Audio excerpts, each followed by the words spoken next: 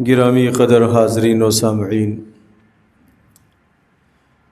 انسان کے پاس اللہ تبارک و تعالیٰ کی دی ہوئی بڑی عظیم الشان نعمتوں میں سے ایک نعمت اولاد ہے۔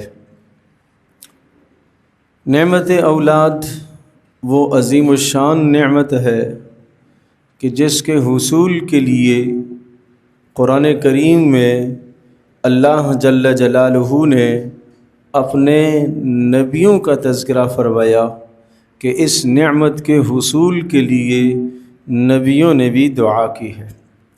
ابراہیم علیہ السلام نے دعا فرمائی کہ اے اللہ مجھے نیک صالح اولاد عطا فرما۔ اسی طرح سے حضرت زکریا علیہ السلام نے دعا فرمائی، اور پھر حصول اولاد کے بعد حضرت ابراہیم علیہ السلام نے اپنی اولاد کو راہ راست پر برقرار رکھنے کے لیے اور دین اور ہدایت پر ثابت رکھنے کے لیے جو اللہ سے دعائیں مانگی، ان دعاؤں کا تذکرہ قرآن کریم میں ہے۔ 10 دعائیں وہ ہیں جو نبیوں کی مانگی ہوئی دعائیں ہیں، اور کس کے لیے؟ اولاد کے لیے، وہ قرآن کریم کے اندر ذکر ہے۔ اور گویا کہ عظیم الشان نعمت ہے انسان کے پاس، اگر آدمی اس کی اچھی تربیت کرے، اور جب یہ اولاد جوانی کو پہنچتی ہے تو اس جوان کی شخصیت کو، اس کے کردار کو اور اس کے اخلاق کو سنوارنے کے لیے، سدھارنے کے لیے بہت بڑی ضرورت ہے، بہت بڑی ضرورت۔ ایک آدمی گھر بنتا ہے 2 چیزوں سے، یعنی گھر میں مرد اور عورت، یہ 2 خاندان کے گھر کے سربراہ ہوتے ہیں۔ دونوں کی تشکیل ہے، دونوں کی ذمہ داریاں ہیں۔ مرد کی ذمہ داری باہر کی لگائی، وہ جاہے کما کر لے آئے، محنت کرے، مزدوری کرے، رزق حلال کمائے۔ اس کو پابند کیا کہ اگر تم اپنی نسل کی اچھی اور نیک تربیت چاہتے ہو تو ایک رتی برابر بھی، ایک پائی بھی، ایک ذرہ بھی تمہاری حلال آمدنی میں حرام کا نہیں ملنا چاہیے۔ وہ حرام کا ایک ذرہ تمہاری اولاد کے پیٹ میں نہیں جانا چاہیے۔ اس کو پابند کیا حلال کا۔ اور ادھر گھر کے اندر خاتون ہے، عورت ہے، اس کو پابند کیا کہ وہ تربیت کرے۔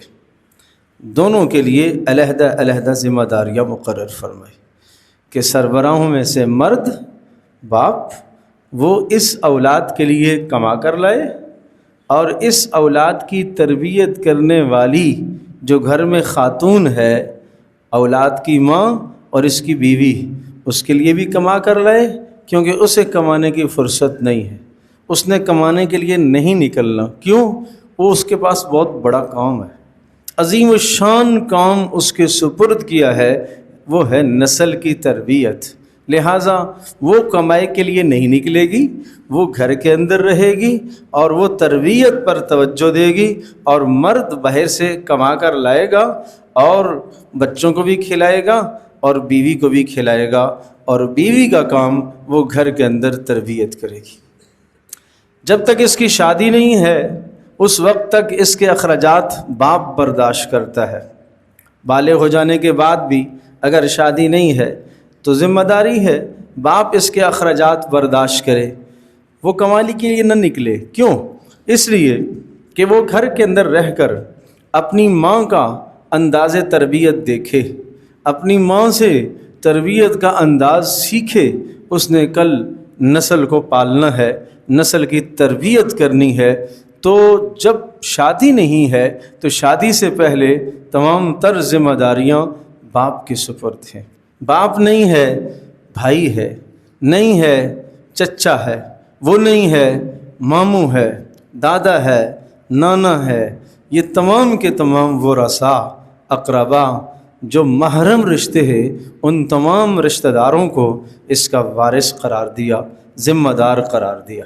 اور شادی کے بعد جو مہر دیا، اس مہر دینے کا مطلب یہ ہوا کہ آج کے بعد اس کی تمام تر ذمہ داری اس شخص کے اوپر ہے، یہ اس کے نان نفقے کا انتظام کرے گا، یہ اس کی رہائش کا انتظام کرے گا، اور وہ جس عظیم الشان کام میں مصروف رہے گی اس کام میں تاکہ خلل نہ آئے۔ یہ ہے اسلام کا نظام۔ اب نسل کی تربیت میں 3 بنیادی عناصر ہیں۔ نسل کی تربیت میں، جوانوں کی شخصیت میں، جوانوں کی کردار سازی میں، شخصیت سازی میں 3 بنیادی عناصر، بہت اہم اور بہت بنیادی عناصر۔ نمبر 1، انسان کی تربیت میں، نسل کی تربیت میں، جوان کی تربیت میں، بچوں کی تربیت میں سب سے پہلا عنصر، سب سے پہلا مرحلہ وہ ہے والدین، ماں باپ۔ ماں باپ کی محنت، ماں باپ کی کوشش۔ ماں باپ کی محنت کب سے شروع ہو، کہاں سے شروع کرے، کس دن سے تربیت کرنا شروع کرے؟ پیدا ہونے سے نہیں، پہلے سے۔ جو زمانہ امید کا ہے اس زمانے سے تربیت کرنا شروع کر دے۔ کیسے؟ اس زمانے میں اللہ سے مانگنا شروع کر دے۔ ابھی تو وہ دنیا میں نہیں آیا، کچھ وقت کے بعد آئے گا، مگر ابھی سے ہی اللہ تبارک تعالیٰ سے اس کی نیکی، اس کا تقوی، اس کی پرہیزگاری اللہ سے مانگیں۔ رب ہب لی من لدنک ذریۃ طیبہ، حضرت زکریا علیہ السلام اس طرح سے مانگ رہے۔ اور سورۃ الاعراف میں بھی اسی مضمون کو ذکر فرمایا، دعوا اللہ مخلصین لہ الدین، کہ اللہ تبارک تعالیٰ سے مانگتے ہیں میاں بیوی دونوں مل کر، لئن آتانا صالحا لنکونن من الشاکرین، اے اللہ اگر تو نے صحیح سالم نیک صالح بیٹا ہمیں عطا فرمایا، اولاد عطا فرمائی، تو ہم شکر گزار ہوں گے۔ پتہ یہ چلا تربیت کہاں سے شروع ہوگی؟ امید کے زمانے سے شروع ہوگی۔ اور پھر اس کے بعد پیدائش ہو جائے، پیدائش ہو جانے کے بعد فوری شریعت کے احکام لاگو ہو جاتے ہیں۔ جیسے ہی پیدا ہوا سنت ادا کرو، سیدھے کان میں اذان کہو، الٹے کان میں اقامت کہو، 2 کام، اذان، اقامت۔ یہ اس بچے کا حق ہے، یہ اس بچے کا حق ہے، یہ ذمہ داری ماں باپ پر ہے۔ اذان، اقامت۔ نمبر 3، تحنیک، گٹھی دینا۔ کسی نیک آدمی، کسی بزرگ آدمی سے کھجور چبوا لو، اور کھجور چبوا کر، اور وہ کھجور اس کے بعد اس کھجور کی رطوبت بچے کے تالو کے ساتھ لگا لو، تاکہ سب سے پہلا ذرہ اس دنیا میں خوراک کا جو اس بچے کے منہ میں گیا ہے وہ نیک شخص کے لعاب کے ساتھ ملا ہوا ہو۔ یہ سنت عمل ہے، اس سے نیکی کے اثرات اندر منتقل ہوں گے۔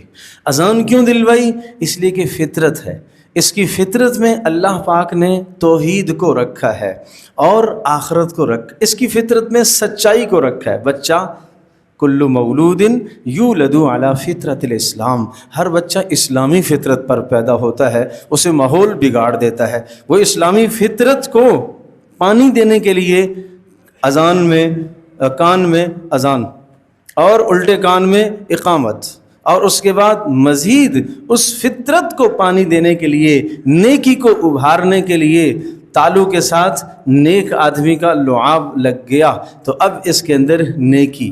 اب ماں ہے، اس کی تربیت کرے اور اس کو جب خوراک فراہم کرے اپنی چھاتی کے ساتھ لگائے، بسم اللہ پڑھے، اللہ کا نام لے۔ جتنی بار اللہ کا نام لے گی اس بسم اللہ الرحمن الرحیم کے اثرات اس بچے میں منتقل ہوں گے۔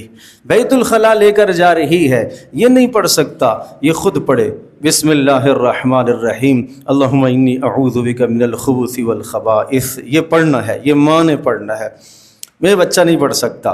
پھر اسی طرح سے باہر نکلے، بسم اللہ الرحمن الرحیم، الحمدللہ الذی اذھب عنی العذاب وعافانی غفرانک، یہ پڑھے۔ کھانا کھانے کے لیے کوئی کھلانے کے لیے چیز بسم اللہ الرحمن الرحیم، بسم اللہ وعلی برکت، جتنی بار اللہ کا نام آئے گا اس لفظ اللہ کے اثرات اس بچے میں پڑھتے چلے جائیں گے، پڑھتے چلے جائیں گے، اس کے لاشعور میں بیٹھتا چلا جائے گا کہ اللہ وحدہ لا شریک کوئی ذات ہے جس کا تذکرہ میری ماں بھی کر رہی ہے، کوئی ذات ہے مجھے جو مل رہا کھانے کو پینے کو سب کچھ، یہ صرف اور صرف میری ماں نہیں ہے، میرا باپ نہیں ہے، بلکہ پیچھے اللہ وحدہ لا شریک کی ذات ہے۔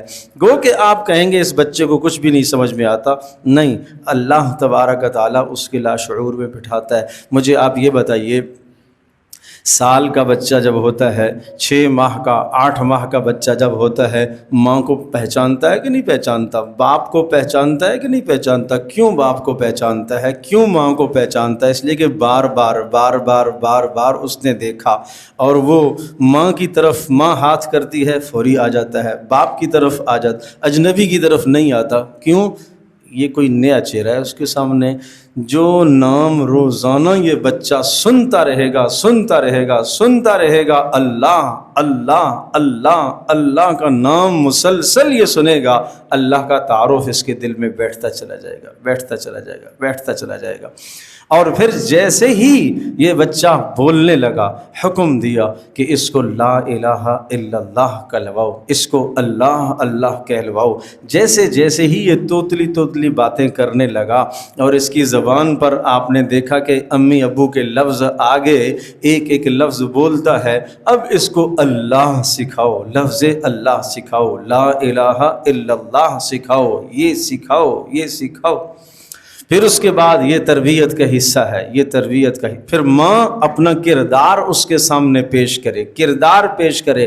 ماں کی نماز دیکھ کر وہ بچہ نمازی بنے گا۔ ماں قرآن کریم کی تلاوت کے لیے 1 گھنٹہ صرف کرتی ہے، لگاتی ہے، بچے کے لاشعور میں یہ بیٹھتی جائے گی یہ بات کہ یہ کتاب کوئی عظیم الشان کتاب ہے، میری ماں اس کو اٹھاتی ہے، باوضو ہو کے اٹھاتی ہے، اور اسے چومتی بھی ہے، اور اسے ادب سے پڑھتی بھی ہے، اور واپس اسے ادب سے اور احترام سے رکھتی بھی ہے۔ اگر کبھی یہ ہاتھ سے نیچے ہو جائے، گر جائے، تو فوری ماں اس کو اٹھا لیتی ہے، چوم لیتی ہے۔ اس کا مطلب یہ ہے کہ یہ کوئی عظیم الشان کتاب ہے۔ یہ شعور بچے کے دل میں ماں سے آئے گا، گھر سے آئے گا۔ تو اس لیے میں نے عرض کیا کہ نسل کی تربیت کے لیے، نوجوانوں کی کردار سازی کے لیے سب سے پہلا اور بنیادی عنصر ماں باپ ہے، ماں باپ ہے۔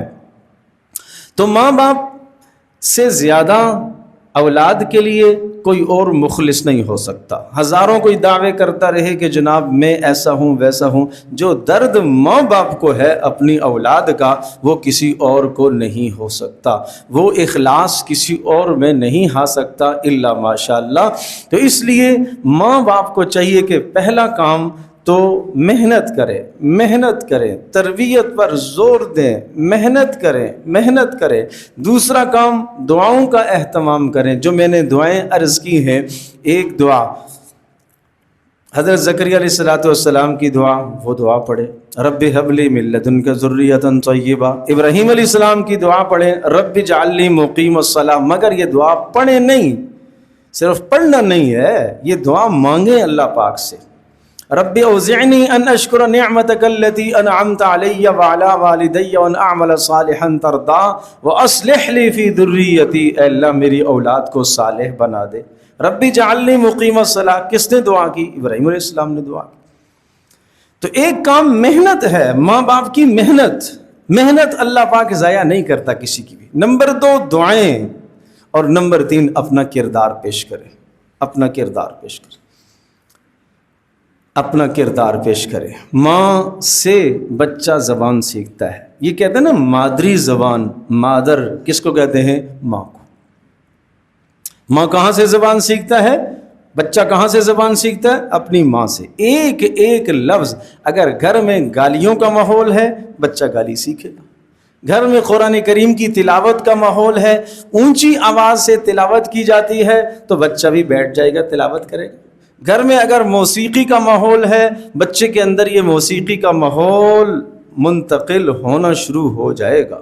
بچے اگر باپ کو دیکھتا ہے وہ سگریٹ پیتے ہوئے کسی نشے میں مبتلا، یہ بری خصلت اس بچے میں منتقل ہوگی کسی نہ کسی طرح سے۔ اللہ اکبر، عمل، کردار، اپنے آپ کو پیش کرنا، بہت کچھ چھوڑنا پڑے گا اولاد کی تربیت کے لیے۔ جو مزے کے زمانے تھے گزار دیے، وہ اپنی جوانی جو گزار دی وہ گزر گئی، اب یہ اولاد کے لیے جینا ہے اس نے، اب اولاد کی تربیت کے لیے جینا ہے اس نے، اب اس نے نسل کو پالنے کے لیے جینا ہے۔ تو میں عرض کر رہا ہوں کہ بہت ساری جائز چیزوں کو، بہت سارے وہ کام جو درست بھی ہوں گے لیکن اگر اس سے بچے میں بگاڑ آ سکتا ہے تو وہ اس کو چھوڑنے پڑے گی، بہت ساری خواہشات چھوڑنی پڑے گی۔ تو یہ کردار ہے، یہ ماں باپ کا کردار ہے۔ یہ ماں باپ، بچہ جتنا عمل سے سیکھتا ہے اتنا قول سے نہیں سیکھتا، سمجھانے سے نہیں سیکھتا جتنا عمل سے سیکھتا ہے۔ ماں کی تہجد گزاری ہوگی تو بچے کے اندر عادت منتقل ہو جائے گی، ماں کے اندر اشراق چاشت اوابین کی پابندی ہوگی تو یہ عادت بچے میں منتقل ہوگی، گھر کے اندر قرآن کریم کی تلاوت صبح ہوتی رہے گی تو یہ عادات خصلتیں اولاد میں منتقل ہوں گی، گھر میں ایک نور پھیلے گا، ایک روحانیت قائم ہوگی اور اس روحانیت کا اثر اولاد میں منتقل ہوگا۔ تو میں یہ عرض کر رہا ہوں کہ نسل کی تربیت کے لیے، اولاد کی تربیت کے لیے، جوان کی کردار سازی کے لیے، اس کی شخصیت کو بنانے کے لیے پہلا عنصر اور پہلا جو سب سے پہلی بنیاد ہے وہ ہے ماں باپ۔ ماں باپ کے لیے میں نے کیا کہا؟ کتنے کام کرنے ہیں؟ 3 کام۔ نمبر 1 محنت کریں گے تربیت میں، اور نمبر 2 دعاؤں کا اہتمام، اور نمبر 3 اپنا کردار پیش کریں گے، اپنے اخلاق پیش کریں گے۔ اب اس کے بعد دوسرا عنصر جو نسل کی تربیت میں بہت ہی زیادہ مؤثر ہے وہ ہے تعلیمی ادارے۔ تعلیمی ادارے، اب جب بچہ تھوڑا سا بڑا ہوتا ہے تو اس بچے کی تربیت کے لیے ہم کسی ادارے کو تلاش کرتے ہیں، دینی تربیت کے لیے، دنیاوی تربیت کے لیے، قرآن کریم پڑھانے کے لیے۔ سوچو کیا انتخاب ہوتا ہے۔ قرآن کریم سب سے عظیم ترین، سب سے مقدس ترین، سب سے آخری کتاب جو محمد رسول اللہ صلی اللہ علیہ وسلم پر نازل ہوئی، اس کتاب کو پڑھانے کے لیے کس کا انتخاب کرتے ہیں؟ اگر کسی اچھے، بہترین اور اچھے اخلاق اور اچھے کردار اور اچھے اخلاق اور اچھے کردار والے شخص کا انتخاب کریں گے، استاذ، آپ اپنے بچے کے لیے کسی کو استاذ بنانا چاہ رہے ہیں تو آپ کو خوب سمجھنا پڑے گا۔ ابتدائی تعلیم سمجھ لیجئے گا کہ 10-12 سال کی جو تعلیم ہے، اس تعلیم میں عام طور پر بچہ مجبور ہوتا ہے، جدھر ماں باپ ڈالتے ہیں ادھر ہی چلتا ہے، یہاں بچے کا اپنا اختیار ہوتا بھی نہیں ہے اور نہ بچے کو اتنی سمجھ ہوتی ہے، مگر اسی زمانے سے بچہ بنتا ہے۔ یہ جوانی کی یہ سیڑھی ہے اس کی، یہ نہیں کہ راستے میں چلتے چلتے کوئی بھی مل گیا، سائیکل پر جاتا ہوا ایک آدمی نظر آ گیا، آ جاؤ بھائی میرے بچے کو پڑھا لو، اس کے متعلق ہم نے کچھ بھی نہ پوچھا، نہ سیکھا، نہ معلوم، کچھ بھی نہیں۔ یاد رکھیے گا یہ تربیت میں ہم نے بہت بڑا حق مارا ہے اس بچے کا۔ عظیم الشان کتاب کو سکھانے کے لیے ہم نے عظیم الشان استاذ کا انتخاب نہیں کیا۔ عظیم الشان قرآن کریم سکھانے کے لیے جو محمد رسول اللہ صلی اللہ علیہ وسلم کتاب لے کر آئے، اس کتاب کو سکھانے کے لیے، سمجھانے کے لیے، ناظرہ پڑھانے کے لیے ہم نے کسی اچھے شخص کا انتخاب نہیں کیا۔ اس سلسلے میں ہم نے اولاد کے حق میں کوتاہی کی، اور پھر اس کوتاہی کے اثرات آئیں گے۔ پھر عصری اداروں کے اندر ہم نے اپنے بچوں کو کہاں بھیجا، اس کو بھی دیکھنا پڑے گا۔ آپ کا بچہ 3 سالہ ہے، 4 سالہ، 5 سالہ بچہ، اس کو آپ اسکول کی نظر کر دیتے ہیں، اور آپ زیادہ مخلص ہیں یا ٹیچر؟ اس نے تو پیسہ لینا ہے، اس نے تو تنخواہ لینی ہے۔ جتنا درد آپ کے بچے کو جتنا درد آپ کے بچے کا آپ کو ہے اتنا اسے تو نہیں ہو سکتا۔ تو اس لیے ایسا نہیں ہے کہ بس کسی کے سپرد کر دیا اور اسکول میں ڈال دیا اور میں نے بس پورا کا پورا اپنا حق ادا کر دیا۔ نہیں میرے عزیز دوستو، اس ادارے سے، عصری ادارے سے میرا بچہ کیا سیکھ کر آ رہا ہے مجھے جاننا چاہیے۔ ایسا ہی ہے جیسا کہ میرے بچے کو کوئی دوا پلا رہا ہے تو مجھے سیکھنا جاننا پڑے گا یہ کون سی دوا اس کے جسم میں جا رہی ہے، کہیں اس کی صحت کے لیے مضر تو نہیں ہے۔ ایسے ہی جو تعلیم اس کے اندر منتقل ہو رہی ہے مجھے جاننا پڑے گا کہ یہ تعلیم کون سی ہے، یہ میرے بچے کے عقائد کو تو نہیں خراب کرے گی، یہ میرے بچے کی نظریات اور سوچوں کو تو نہیں خراب کرے گی، یہ میرے بچے کے اخلاق تو نہیں برباد کرے گی۔ یہ سمجھنا ہوگا ہمیں۔ یہ ایسا نہیں ہے کہ بس ہم نے سپرد کر دیا اور ہم نے سمجھا کہ ہم نے اپنا کردار ادا کر دیا۔ نہیں میرے عزیز دوستو، اچھے ادارے کا انتخاب کر لیا، اس اچھے انتخاب کے بعد بھی ماں باپ کی ذمہ داری ہے کہ روز مرہ دیکھیں۔ میں یہ مثال دیا کرتا ہوں جیسا کہ دروازے پر ماں کھڑی ہے اور بچہ آیا اور باہر کسی گندگی سے اور غلاظت کے کسی گڑھے سے نکل کے آیا، گر گیا کہیں راستے میں اور کسی جناب گندے پانی میں گر گیا، تو ماں کیا کرے گی؟ اس کو اسی گندگی کے ساتھ اندر نہیں لے کے آئے گی بلکہ اس کی گندگی صاف کرے گی۔ اسی طرح سے ہمارا بچہ باہر کے ماحول سے، ادارے کے ماحول سے، عصری ادارے کے ماحول سے، تعلیمی ادارے کے ماحول سے اگر کوئی برائی لے کے آیا ہے، اس برائی کو صاف کرنا ماں باپ کی ذمہ داری ہے، اب آپ کی مجبوری ہے۔ اس زمانے کے اندر تعلیمی نظام ایسا ہے کہ جس میں بھیجنا ہمارے لیے ضروری ہے اور وہ مجبوری ہے، مگر اس مجبوری کے ساتھ آپ تو فکر مند ہوں، آپ اپنے آپ کو فکر مند کریں اس سلسلے میں، اور آپ کو دیکھنا ہوگا کہ آپ کا بچہ کیا سیکھ کے آ رہا ہے۔ تیسری چیز تربیت اولاد میں، تیسری چیز جوانوں کی کردار سازی میں اور جوانوں کی شخصیت کو بڑھانے میں جو بہت زیادہ مؤثر ہے، اور اگر میں یہ کہوں کہ پہلے والی دو چیزوں سے زیادہ مؤثر ہے، وہ ہے معاشرہ۔ کس معاشرے میں آپ کا بچہ جی رہا ہے، کس معاشرے میں آپ کا جوان پل رہا ہے، اس کا اٹھنا بیٹھنا کس کے ساتھ ہے، اس کی صحبت کس کے ساتھ ہے، اور جناب شب و روز اس کے کہاں صرف ہو رہے ہیں، کون سی گلی میں گھومتا پھرتا ہے، کون سے گراؤنڈ میں کھیلنے کے لیے جاتا ہے، اس کے ساتھ کے لڑکے کون ہیں، یہ آپ کو سمجھنا ہوگا۔ اب اس پر میں چند حدیثیں پیش کرتا ہوں۔ پیارے رسول صلی اللہ تعالی علیہ وسلم نے کسی شخص کے کردار کو، اخلاق کو اگر آپ جاننا چاہتے ہیں، سمجھنا چاہتے ہیں کہ یہ آدمی کیسا ہے، کیسے پتہ چل جائے گا بھائی؟ ایک مثال عرض کرتا ہوں۔ کسی لڑکے سے متعلق آپ جاننا چاہتے ہیں، کیوں جی آپ نے اپنی بیٹی کا رشتہ دینا ہے، پیغام آیا ہے، اب آپ اس لڑکے کے متعلق تحقیق کرنا چاہتے ہیں یہ کیسا ہے، تو پیارے رسول صلی اللہ علیہ وسلم کی تعلیم کیا ہے؟ الرجل علی دین خلیلہ فلینظر من یخالل۔ آدمی اپنے دوست کے ماحول پر چلتا ہے، دیکھو اس کا دوست کون ہے۔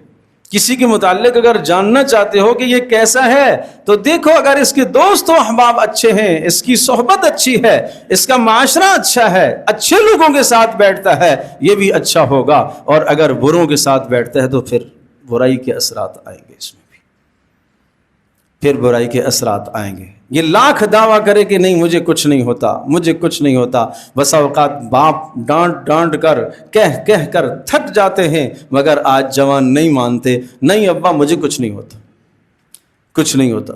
اس پر میں ایک مثال عرض کیا کرتا ہوں۔ ایک شخص ہے، اپنے باپ اپنے بیٹے کو سمجھاتا ہے، بیٹا نہیں سمجھتا، مجھے کچھ بھی نہیں ہوتا، بس خود آدمی ٹھیک ہونا چاہیے، درست ہونا چاہیے۔ ایک مرتبہ جو ہے وہ باپ ایک سیب کا ایک کریٹ لے کے آتا ہے اور اس کے اندر ایک سیب خراب ہے، بیٹے کو کہتا ہے کہ یہ آپ پیک کر دو، اوپر سے بند کر دو، ابھی کچے ہیں بعد میں کھولیں گے، ایک خراب ہے تو یہ بھی ڈال دو۔